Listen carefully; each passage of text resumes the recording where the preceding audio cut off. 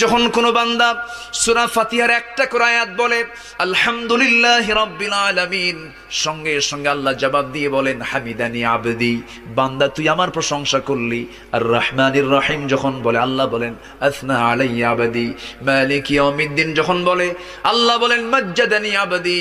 এরপরে যখন বলে ইয়াকা না'বুদু ওয়া ইয়াকা নাস্তাঈন পর্যন্ত যখন বলে আল্লাহ বলেন বান্দারে তুই আমার কাছে কি চাস, প্রাণ খুলে চা রে বান্দা। ইহদিনাস সিরাতাল মুস্তাকিম থেকে শুরু করে নিয়া ওয়ালাদ-দাল্লিন পর্যন্ত যখন বান্দা বলে তখন আল্লাহ বলেন বান্দা নামাজের মধ্যে এমন প্রেমের খেলা খেললি বান্দা, তুই যা চাইলি সব আমি আল্লাহ কবুল করলাম।